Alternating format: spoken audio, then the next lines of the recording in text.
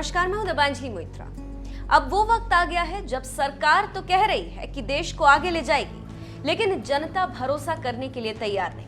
पहले तो किसान बिल के विरोध में देश के कई राज्यों के किसान सड़क पर हैं। सरकार ने तमाम समझाने की कोशिशें की, ये बताने की कोशिश की कि ये कानून किसानों के लिए फायदेमंद है, लेकिन सरकार की तमाम कोशिशों के बाद किसान फायदे वाले उस फॉर्मूले को नहीं समझ पा रहे हैं, जिसका नतीजा ये हुआ कि पिछले कई महीने से देश का किसान सड़क पर है। उसके बाद सरकार ने देश के कई बैंकों का निजीकरण किया। सरकार का कहना है कि इससे भी देश को फायदा होगा, लेकिन अब बैंक के कर्मचारी भी सरकार की इस नीति के खिलाफ सड़क पर आ गए, जिसकी वजह से बैंकों में लोगों को अब परेशानी का सामना करना पड़ रहा है।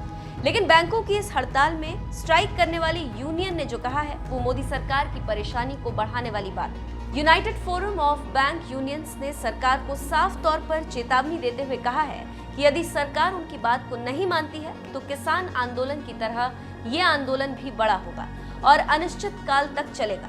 आपको बता दें कि हड़ताल कर रही ये यूनियन 9 सार्वजनिक बैंकों से मिलकर बनी। क्यों हो रही है हड़ताल? दरअसल बजट सत्र के दौरान वित्त मंत्री निर्मला सीतारमण ने कुछ बैंकों के निजीकरण की बात की थी, जिनमें आईडीबीआई के साथ 2 और बैंक थे। वित्त मंत्री के इस ऐलान के बाद बैंक कर्मचारियों की तरफ से विरोध किया जा रहा है। All India bank officers association का कहना है कि सरकार की इन नीतियों से देश की अर्थव्यवस्था को बड़ा नुकसान होने वाला है।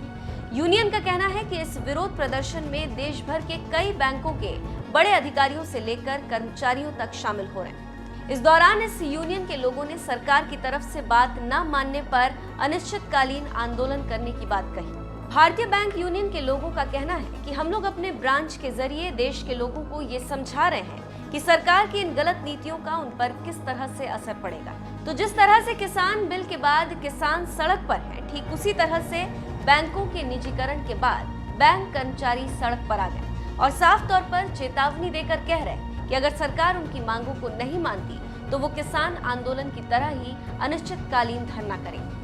आपका इस खबर पर क्या कहना है? क्या आप इस मामले में सरकार की गलती मानते हैं? क्या सरकार को इन लोगों की बात माननी चाहिए? आपका जो भी मानना है हमें कमेंट करके जरूर बताएं।